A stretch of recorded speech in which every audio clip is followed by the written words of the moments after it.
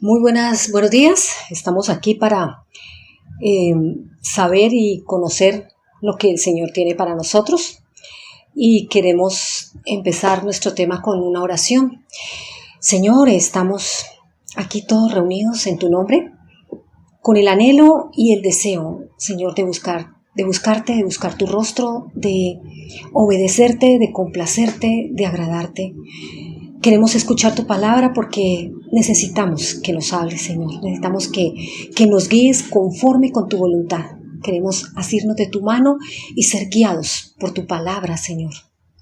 Extiende tu mano de misericordia a todos nosotros y háblanos con poder a cada uno de nosotros conforme a nuestra necesidad. Y que esta palabra sea también edificante para nosotros y que a través de nosotros también otros sean edificados por medio de tu palabra, Señor. Gracias porque estás aquí en medio de nosotros y gracias porque tu palabra no falta y tu palabra no regresa vacía. Te alabamos y te bendecimos y seguimos contigo en el nombre de Jesús. Amén. El tema que tenemos hoy es el amor que conquista al mundo. Si bien es cierto que la presencia de la iglesia es la que detiene la manifestación del anticristo, que la iglesia es un canal de bendición para la sociedad, son muchos los que han sido restaurados por el poder de Jesucristo a través de la iglesia. Muchos han abandonado las prácticas del mal y ahora están sirviendo al Señor. Muchos hemos sido agentes de cambio. Otros ya han partido la presencia de Dios, como es el caso de un proseneta en las calles de Miami, que conoció y se dejó cautivar del amor de Dios. Fue rescatado de las tinieblas a la luz admirable y dedicó el resto de su vida, a sacar del lodo cenagoso a muchos que abandonaron el ejercicio de la maldad para servir a Dios.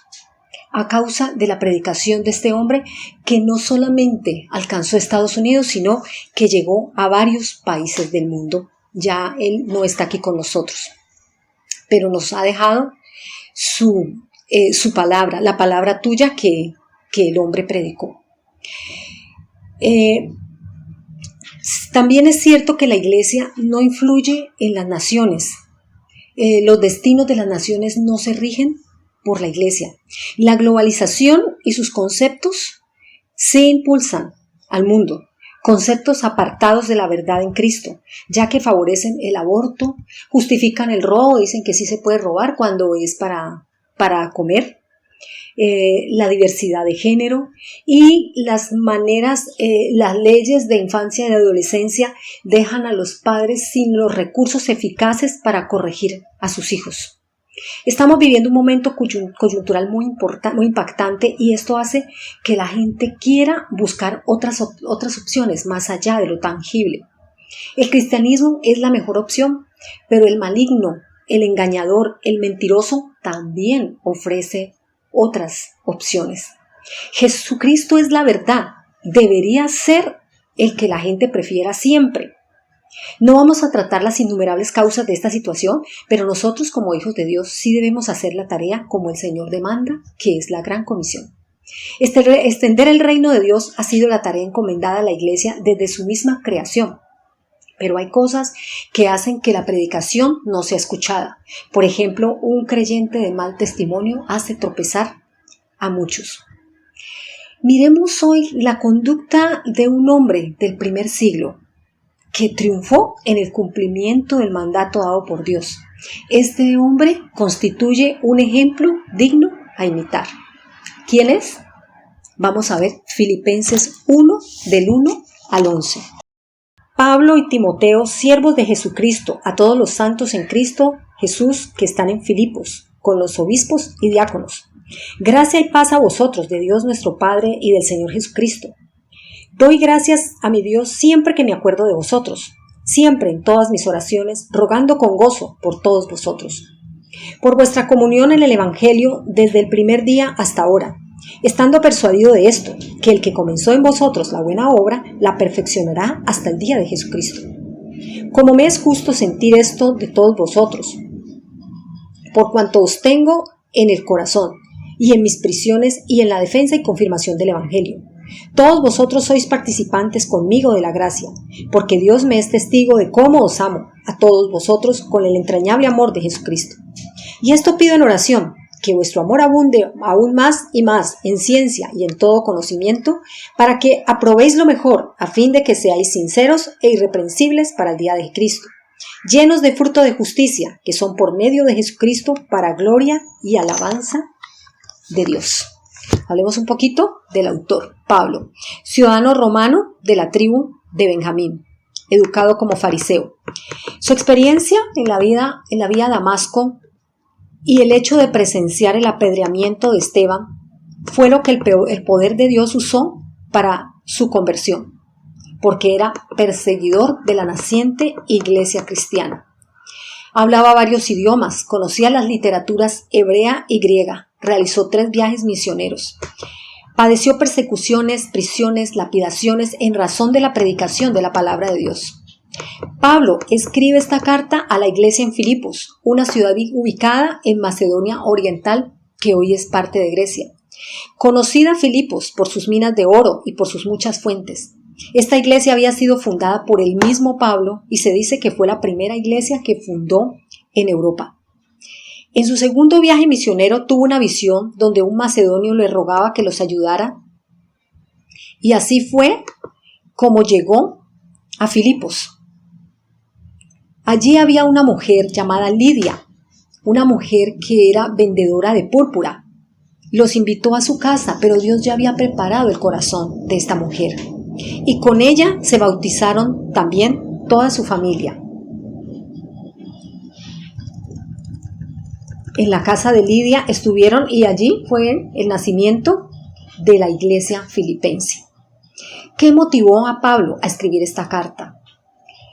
Él estaba preso, no sabemos si estaba en Éfeso o estaba en Roma, no tenemos claridad dónde estaba preso. Pero esta iglesia en Filipos, estos creyentes habían enviado un dinero a Pablo que estaba prisionero con Epafrodito.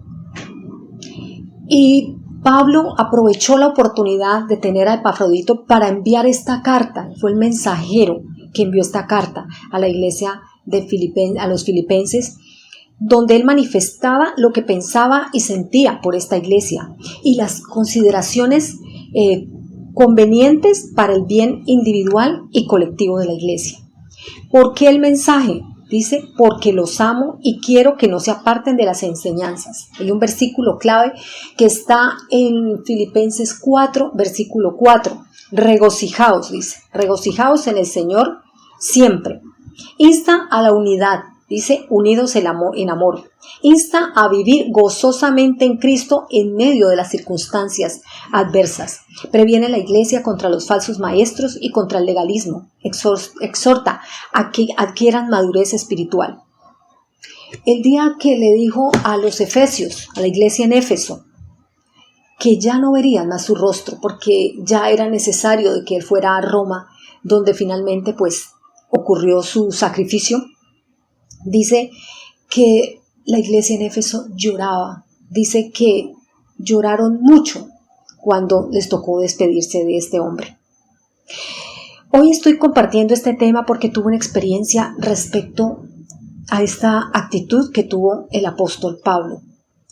En alguna ocasión me vi en medio de unas circunstancias muy difíciles. Tenía a mi alrededor 2 personas hostiles, incrédulas, instrumentos del diablo, unidas en la maldad, pero no a mi favor. Todo lo contrario. Yo hice lo que se debe hacer bíblicamente, dar gracias por ellas, bendecirlas, no tomar en la cuenta los ataques del enemigo a través de ellas, no hacer comentarios de ellas, no murmurar. Pero fue muy difícil porque ellas continuaban en la maldad. La batalla mental, reconozco que la batalla mental no fue fácil de librar porque no era justo. Tuve que orar mucho para que Dios sanara mi corazón de toda molestia, todo lo que el mal que me habían causado. Pero un día Dios me habló a través de un instrumento valioso acerca de esta carta, este pasaje que hoy estoy leyendo. Y en este pasaje Pablo muestra su amor por la iglesia. Ama a la iglesia, tiene amor por la iglesia. Y yo dije, sí, esto tal vez me ha faltado pedir más amor. Y le pedí a Dios que me diera amor por ellas. Y Dios respondió a esta petición. Y cuando volví al lugar, pues tenía que estar allí en ese lugar porque eran bien cercanas, ellas sintieron el amor, porque no solo las amé, sino que empecé a dar manifestaciones de ese amor. Y el resultado fue que ellas cambiaron. Y además, una de ellas empezó a dar muestras de acercamiento a Dios de la manera correcta, muestras de arrepentimiento y de querer agradar a Dios. Veamos en detalle cómo Pablo muestra ese gran amor por los amados filipenses. En el versículo 3 leemos: doy gracias a mi Dios siempre que me acuerdo de vosotros. O sea, seguramente cada vez que alguien mencionaba Filipos, dice, cada vez que me acuerdo de vosotros, que alguien los nombra, que yo me acuerdo de ustedes, doy gracias a Dios por todos ustedes. Así se empieza a manifestar el amor para otras personas. En el versículo 4 dice, siempre en todas mis oraciones ruego con gozo por todos vosotros. Orar por ellos era algo que llevaba a cabo siempre con regularidad, no algunas veces. Quiere decir que en cada una de sus oraciones estaba presente la oración por los creyentes en Filipos. Y que estaba refiriéndose además Pablo a todos. Dice, ruego a Dios por todos vosotros. Pero lo que más llama la atención, con gozo, dice, yo me alegro, alegraos vosotros. Esta es una expresión notable, especialmente si consideramos dónde se encontraba Pablo. Pablo se encontraba preso. Ahora diríamos un interno en una cárcel. Estaba interno en una cárcel. Nunca las cárceles han sido buenas. Jamás. Son ambientes totalmente difíciles. Y en ese tiempo, lúgubres, oscuros, solitarios. Y Pablo, sin embargo, tiene ánimo para decir con gozo. Oro con gozo por ustedes. En esta misma carta, más o menos dice, nombra la palabra regocijaos, alegría, gozo, el apóstol Pablo 19 veces, pero la palabra Jesucristo la nombra 40 veces. O sea, Jesucristo es la fuente del gozo, de la alegría. Él es el proveedor. O sea, Jesucristo es el centro mismo de esta carta. Dice, el gozo, la alegría, el regocijaos no depende de las circunstancias externas, sino de la relación de Dios, de cada uno de nosotros, con el autor y consumador de la fe. Así fue que el apóstol Pablo pudo decir, ruego en mis oraciones, con gozo, por todos ustedes. O sea, Pablo dedicaba tiempo a la oración. Y ese tiempo que dedicaba a la oración no era una carga, no era algo desagradable. Ay, me toca orar. No, era algo que él cumplía, pero con alegría y con ganas. Dice, también oro por vuestra comunión en el Evangelio. Entonces, Pablo, ¿cómo manifestaba el amor? Primero, doy gracias a Dios o yo oro por ustedes. Y dice aquí, oro por vuestra comunión en el Evangelio desde el primer día hasta ahora. O sea, Pablo deseaba, no solamente era orar con gozo, manifestar el amor, es que también tengo buenos deseos para ustedes. Y uno de esos deseos era que ustedes tengan una comunión, un compañerismo, una común unión. Desde aquel día que se había encontrado con Lidia, aquella mujer vendedora de púrpura, ese sentimiento de comunión que había allí se había mantenido. Y eso era lo que anhelaba el apóstol Pablo. Dice, estando persuadido de esto, que el que comenzó en vosotros la buena obra, la perfeccionará hasta el día de Jesucristo. Otra vez los mejores deseos. Dios perfeccionará la obra que comenzó en ustedes. También eso deseaba el apóstol Pablo. O sea, cuando uno ama a la persona, desea las mejores cosas que Dios tiene para esas personas.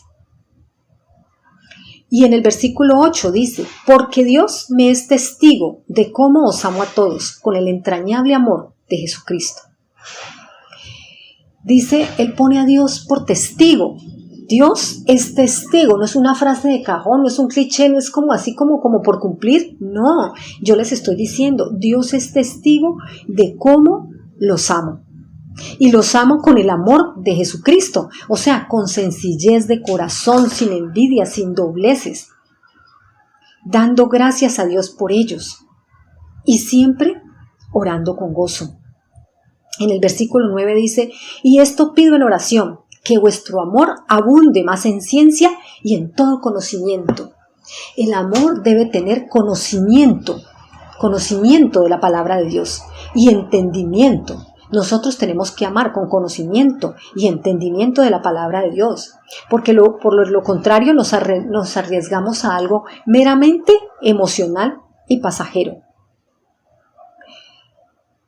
Había una mujer que conocí en la iglesia cristiana, pero ella me contaba que había tenido una equivocación muy grande, porque ella tenía una relación con un hombre casado, y ella decía que ella amaba a Dios, que la palabra de Dios decía, ámense los unos a los otros, y que ella estaba amando a Dios, y por eso ella salía con ese hombre casado. Eso puede pasar cuando uno no tiene el conocimiento y el entendimiento de la palabra de Dios. Totalmente equivocado, estaba teniendo felicidad, forjando su felicidad a costa de la desgracia de otra persona, que era la esposa de aquel hombre. Gracias a Dios, la mujer se arrepintió y la mujer tuvo una nueva vida en Cristo. En el versículo 10 dice, para que aprobéis lo mejor a fin de que seáis sinceros e irreprensibles para el día de Cristo.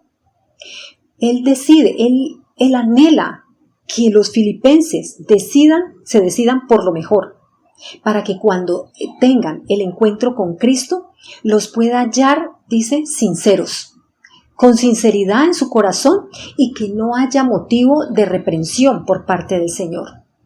En el versículo 11 dice, llenos de frutos de justicia que son por medio de Jesucristo para gloria y alabanza de Dios, que puedan evidenciar de manera abundante esos frutos que se obtienen por la obediencia a la palabra de Dios, por el poder que actúa en cada creyente, para que con esas actuaciones sea glorificado y alabado Dios y los demás puedan ver a Dios actuando en nosotros. Hoy leemos aquí hasta el versículo 11, pero estoy segura que ustedes pueden leer todo el libro. Son solamente 4 capítulos. El libro que Pablo le escribió a los filipenses es hermoso y les va a gustar. Ya en el capítulo 2, versículo 2 dice, completad mi gozo sintiendo lo mismo, teniendo el mismo amor los unos por los otros. No solo reciban el amor de Dios, también sean canales por donde fluya el amor a otros. Si nosotros queremos que nuestra predicación sea escuchada, es necesario mostrar amor a las personas. Dijo el Señor Jesucristo, si amáis a los que os aman, ¿qué mérito tenéis? También conocí a una mujer cristiana que se paró un día al púlpito a dar un testimonio. Ella había ingresado al mercado laboral y había tenido problemas con su jefe. Su jefe tuvo bastantes encuentros con ella y ella respondía con las armas humanas, con las armas del mundo. Ella no respondió con las armas en Cristo, sino que si la jefe hacía una cosa, ella le respondía con lo mismo. Y yo estaba aterrada porque ella salió a dar testimonio de que el trabajo de ahí en adelante pues se lo iban a pasar era para la casa, entonces que Dios le había contestado la oración. Y yo dije, bueno, ¿y el esposo qué opina? Y el esposo decía, sí, pero qué mujer tan mala, esa jefe, ¿qué tal esa mujer? Entonces, definitivamente lo que supe fue que definitivamente quedó sin empleo y yo hasta que la dejé de ver no había conseguido empleo. Dios nos transforma, nos moldea a través de esas circunstancias y nosotros debemos pedir amor. a Dios y Dios nos lo dará porque es una oración conforme con su voluntad. Pablo conquistó a los contemporáneos con amor.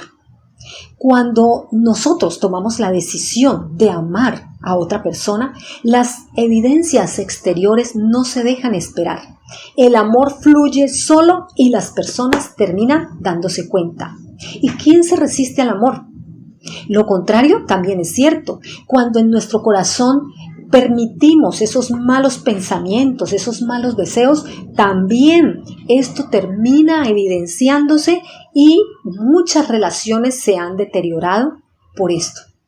Jesús conquistó a sus contemporáneos con amor. Yo me preguntaba en mi ignorancia, ¿cómo es que Jesús llegaba a una persona y le decía, oye, Pedro, sígueme, oye, Santiago, sígueme? Ya había un hombre en el banco, sentado en el banco de los publicanos, con una estabilidad laboral y con un trabajo bien remunerado. Y este era Mateo o Leví, y le dijo, sígueme, y dejó todo y le siguió. Pedro, Juan dejaron sus barcas y le siguieron. ¿Por qué? Dios, Jesús, manifestaba amor, lo sigue manifestando porque Él está vivo y está aquí en medio de nosotros.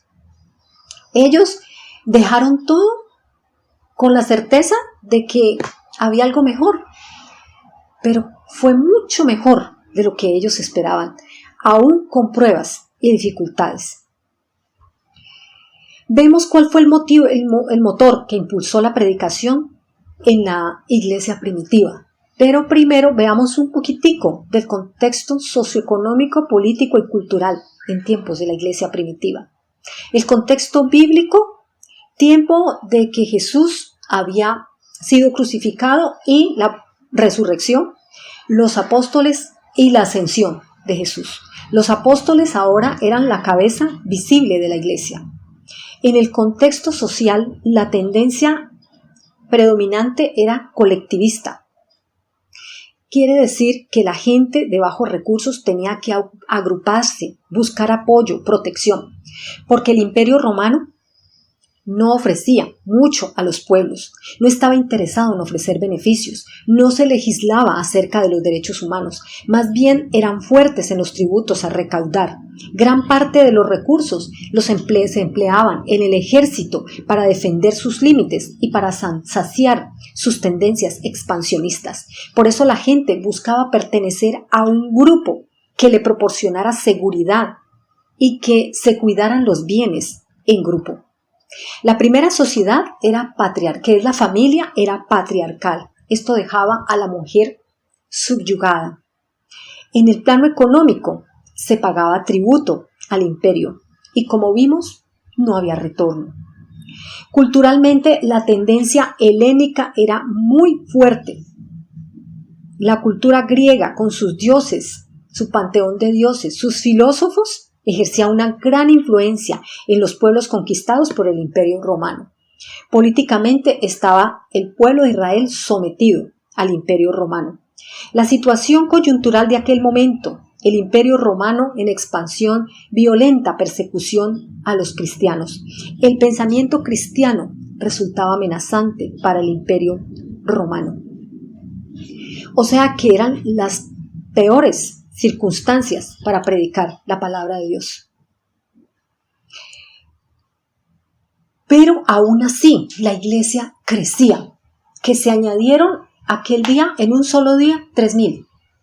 Y cada día el Señor añadía a los que iban a ser salvos, porque la gente se sentía amada, porque se sentía que pertenecía a algo, porque las mujeres tenían su lugar, daban soluciones a un problema socioeconómico, porque nadie decía ser suyo todo lo que tenía, sino que era de todos, era colectivo, era para todos, cada quien ponía las personas que tenían propiedades, las vendían y las ponían a los pies de los apóstoles. ¿Cómo poner en práctica este mandamiento en nuestra actualidad? Ya vimos cómo el apóstol Pablo también estaba en un ambiente complicado. Pero en medio de todo esto predicaba la palabra de Dios. No era fácil el entorno. Pero en este momento, pues no hay persecución.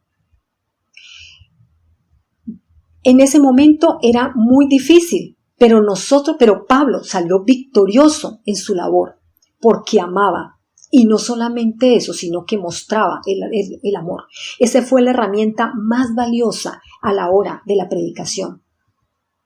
Cuando tenemos una o varias personas que Dios permite a nuestro alrededor que tienen comportamientos inapropiados, hostiles, que nos afectan. Si se trata de un jefe, por ejemplo, perdonen pues que siempre voy a los escenarios laborales, pero pues tengo varios años de estar vinculada laboralmente y he vivido algunas experiencias mías y de mis compañeros. Todavía me falta mucho, pero he vivido ciertas experiencias. Lo primero que se nos ocurre cuando un jefe trata mal a las personas o cuando no es lo que esperamos o cuando se irrita con facilidad, se nos ocurre renuncio, me voy. Y mucha gente ha perdido la bendición. Yo me he quedado y de algunos que han estado conmigo, me voy, yo renuncio, yo no voy a estar más aquí. Y yo después he pensado cómo se perdió la bendición. La mejor manera de volver las personas hostiles a nuestro favor es permitir que el amor de Cristo fluya a través de nosotros, bendiciéndolos, dando gracias a Dios por ellos y dando gracias por las circunstancias que Dios ha permitido, porque Dios nos está moldeando, perfeccionando su obra en nosotros hasta el día de Jesucristo. Debemos responder no con las armas del mundo, sino con las armas de la obediencia a la palabra de Dios. Si se sienten amadas las personas, tarde o temprano, usted y yo tendremos la oportunidad de compartirles de una vida nueva en Cristo. Aquí se pone a prueba la aplicación de este mandamiento. Nadie dice que es fácil, pero tenemos a Cristo. Todo lo podemos en Cristo que nos fortalece. Con Cristo somos más que vencedores por medio de aquel que nos amó. Jehová peleará por vosotros y vosotros estaréis tranquilos. Son promesas que son verdad y que están disponibles para que nosotros nos apropiemos de ellas. A nosotros nos gusta lo facilito. Ese es el ejemplo que nosotros damos en casa, a los hijos también. Todo facilito, nada de pruebas. Pero el Señor permite las pruebas para bendecirnos más. Vamos ahora a Romanos, capítulo 13, versículo 8 al 10. Allí el Señor nos manifiesta un gran mandamiento. No debáis a nadie nada, sino el amaros unos a otros, porque el que ama al prójimo ha cumplido la ley. Porque no adulterarás, no matarás, no hurtarás, no dirás falso testimonio, no codiciarás, y cualquier otro mandamiento en esta sentencia se resume: amarás a tu prójimo como a ti mismo. El amor no hace mal al prójimo, así que el cumplimiento de la ley es el amor. O sea, si nosotros amamos a los demás, pues no vamos a cometer adulterio, ni vamos a hacer otras cosas, a quitarle sus pertenencias, a hablar mal de las personas, a codiciar lo que tienen. Nosotros debemos manifestar el amor en hechos. Y aquí dice, cumplimos toda la ley. El amor no hace mal al prójimo, así que el cumplimiento de la ley es el amor. Nosotros no sabemos qué batallas está librando cada persona. Tengamos cuidado de no herir a las personas, de no hacerlas sentir mal, de tratarlas con respeto, con amor. No tener celos cuando les sucede algo bueno.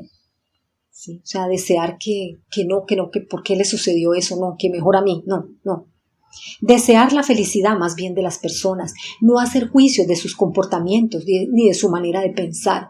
Si queremos ganarlos, amémoslos. Y no solamente amémoslos, también hacer que ellos se sientan amados o amadas.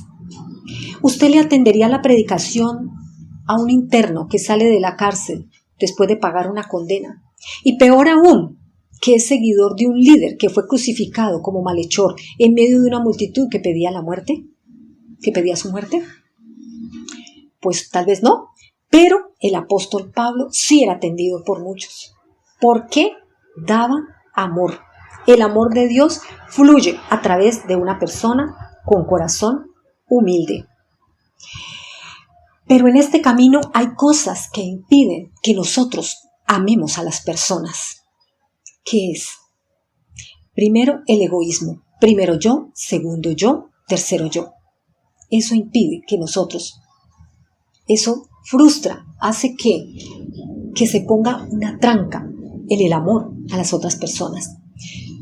Tener envidia, pensar que lo que el otro tiene está mejor con nosotros. Otra cosa, centrarnos en los defectos a los demás, tener malos pensamientos de otros.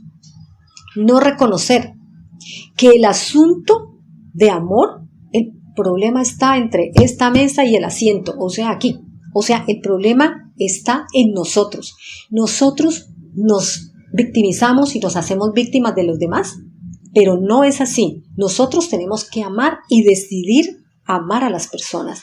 No esperar que ellos cambien. Es que la persona tiene que cambiar. No, nosotros debemos amar. Y la persona, cuando se siente amada y recibe la palabra de Dios y quiere seguirla, allí sí hay cambio. Vamos a ver, el mismo apóstol Pablo nos dice qué es el amor y qué no es el amor. Es importante reconocer esto. Es importante porque no vamos a caer como algunos en estar agradando a las personas. El amor no es estar agradando a las personas. Agradamos a Cristo y pedimos el amor de Cristo para las personas. Y tampoco vamos a caer en el servilismo. Entonces, vamos al pasaje bíblico, 1 Corintios 13, versículos del 1 al 7. Si yo hablase lenguas humanas, dice en el 1, y angélicas, y no tengo amor, vengo a ser como metal que resuena o címbalo que retiñe. Y si tuviera profecía y entendiese todos los misterios y toda la ciencia, y si tuviese toda la fe, de tal manera que trasladase los montes, y no tengo amor, nada soy.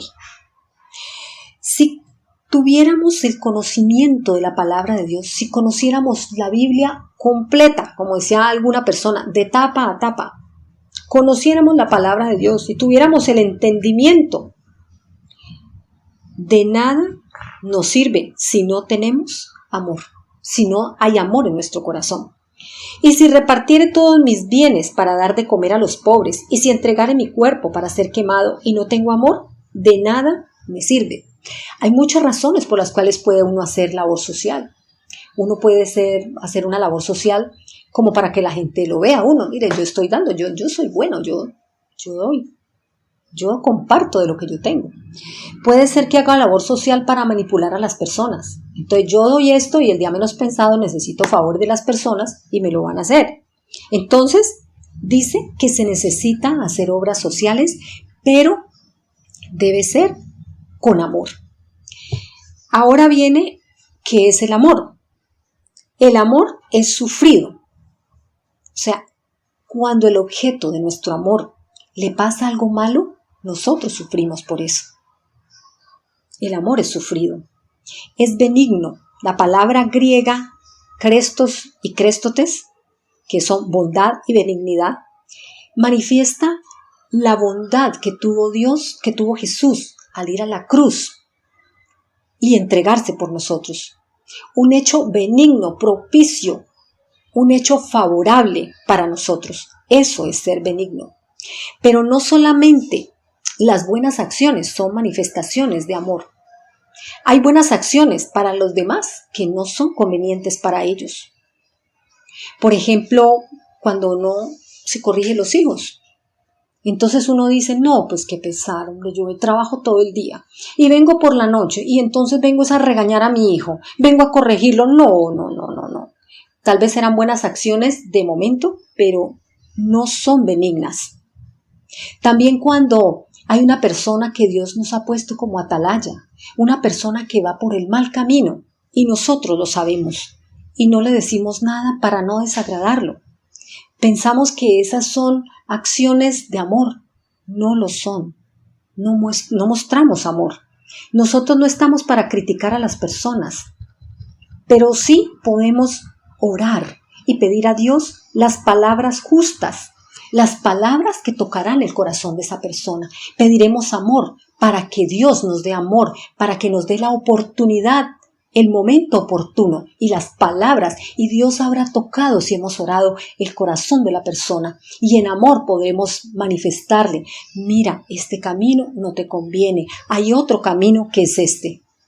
Si como en el atalaya de Jeremías, de Ezequiel, si la persona se arrepiente, entonces nosotros cumplimos delante de Dios. Si la persona no se arrepiente, pero hemos sido la atalaya y nosotros le hemos dicho, entonces también delante de Dios estamos bien. Ya la persona verá. Dice también, el amor no tiene envidia, o sea, no desea que lo que el otro tiene quede mejor conmigo. No es así. El amor no es jactancioso. La jactancia no se transmite amor. La jactancia no transmite amor. Cuando se hace sentir mal a una persona, presumiendo de sí mismo, de sus logros, de sus cualidades, esto causa que la gente no quiera relacionarse con una persona así. Aquí podemos incluir a alguien que sabe mucho de la palabra de Dios o que ha sido usado por Dios para grandes cosas y alardea acerca de eso. En el verdadero amor tampoco hay envanecimiento, dice, no se envanece. Le da la gloria a Dios y no a sí mismo, y sabe agradecer las buenas dádivas de Dios a través de las personas, que son instrumentos valiosos en las manos de Dios. No hace nada indebido. No causa daño, deterioro, ni emocional, ni espiritual, ni físicamente, ni afectándolo en su parte económica. A las personas, ni siquiera con la mente, porque dice, no hace nada indebido, ni siquiera en la mente se le ocurre pensar cosas indebidas acerca de la persona. No guarda rencor, dice, perdona. ¿Cuántas veces debemos perdonar? Así preguntó el apóstol Pedro, y le dice Jesús, 70 hasta 70 veces 7. Algún matemático puro dijo que era 7 elevado a la 70ª potencia, y eso da un número infinito. O sea, todas las veces. Perdonar todas las veces. El perdón es una de las manifestaciones de amor más contundente y trae bien a las dos partes. Al que perdona se siente libre y se siente que está cumpliendo con Dios. Y el que es perdonado trae beneficios y trae gratificaciones a ambas partes. Dice, no busca lo suyo, no es egoísta, no se irrita. La irritación es una mala reacción a algún estímulo que no es agradable. Esas son las armas de los no creyentes. Recordemos que no debemos ser vencidos de lo malo, sino vencer con el bien el mal, soportándonos unos a otros. Dice también, ahí mismo en el versículo 6, no se goza de la injusticia, no permite las injusticias y mucho menos se goza con ellas. La verdad es Cristo y su palabra, no nuestro criterio. Todo lo sufre, todo lo cree, todo lo espera, todo lo soporta, en toda circunstancia.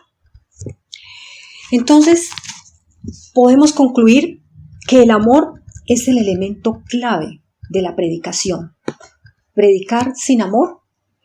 En alguna oportunidad iba por una calle que yo sabía que no debía pasar por allí, y varias veces pasé por allí porque se me olvidaba. Es una calle muy peligrosa, todavía existe esa calle, está aquí en Cali, cuando tenía un grupito de oración de niños, iba a buscar a los niños y era el camino más rápido y se me olvidaba y siempre pasaba, no siempre pues, no caía en la cuenta, y cuando iba en mitad de la calle peligrosa me acordaba, y ahí se han formado varias balaceras y han matado mucha gente, y cuando iba en la mitad de la calle yo dije, ay Dios mío, no debía haber pasado por aquí, pero ya uno, como pues no hay que ser temeroso sino prudente, encomendarse a Dios y ser prudente, entonces uno está como en modo alerta.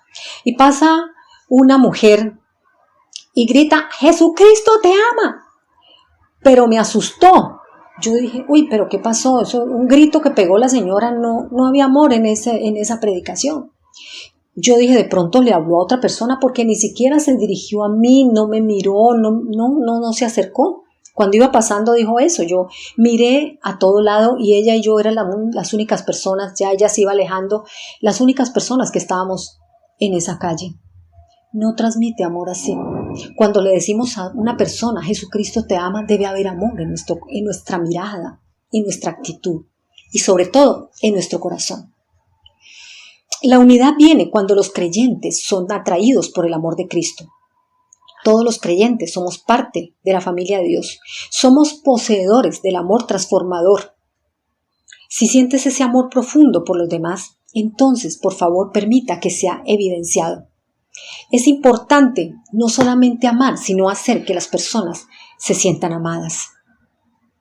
Así como lo hizo el apóstol Pablo, debemos orar primero por las personas, deseando que Dios actúe en cada persona, que haga su obra completa, que crezca en el conocimiento de la palabra que trae libertad y la certeza de poder diferenciar entre lo correcto y lo incorrecto, lo malo y lo bueno. O sea, tener buenas intenciones para las personas es parte de la demostración del amor. Si amamos a las personas, no vamos a permitir los malos pensamientos en contra de ellos, tampoco los vamos a juzgar según nuestro criterio. No nos excusemos en las malas circunstancias para no predicar con amor. No hay excusa para ello. Recibamos el amor de Dios y hagámoslo fluir a los demás. Importante recordar la forma en que el apóstol Pablo vivió y expresó sus experiencias de alegría y de conformidad por la voluntad del Señor mientras se encontraba en prisión. Dios puede transformar una vida y llenarla de tal manera que pueda disfrutar de su condición de hijo de Dios en las circunstancias más adversas y al mismo tiempo consolar y estimular a los demás. Allí donde estamos vamos a orar, vamos a pedirle a Dios que esa palabra que hemos recibido hoy sea puesta como un sello en nuestro corazón. Señor, gracias porque nos amas, gracias porque nos hablas, gracias porque podemos acudir a ti en cualquier momento. Tú eres la fuente inagotable de amor y nosotros queremos amar y nosotros queremos extender tu reino y que tu predicación a través de nosotros llegue a muchos y alcance a muchos. Señor, el apóstol Pablo es un buen ejemplo de lo que tú quieres y nosotros queremos, Señor, también disfrutar de ese amor que fluye a través de nosotros como un canal de bendición para otros. Señor, siempre que te pediremos amor por las personas, tú nos lo darás porque es una promesa tuya. Señor, porque es conforme con tu voluntad. Queremos cumplir con ese mandamiento de amor al prójimo y queremos, Señor, también recibir esas buenas dádivas con gratitud que nos das a través de las personas. Queremos bendecir a las personas que nos han ayudado. Queremos saber y tener presente las diferencias en lo que es el amor y no es el amor. Y no permitas que nos desviemos tras servilismos o tratando de agradar a las personas. Te queremos agradar a ti. Y que tu amor sea, Señor, puesto en nuestro corazón de tal manera que todos los cercanos se den cuenta y lo vean, Señor, el amor que hay en nosotros y que se sientan conquistados por ti y amados por ti. Es la manera en que tú has elegido para que nosotros podamos conquistar a otros para tu reino. Te damos gracias y con gozo, Señor, te decimos que te amamos y que te necesitamos y que te alabamos y te bendecimos en el nombre poderoso de Jesús. Amén.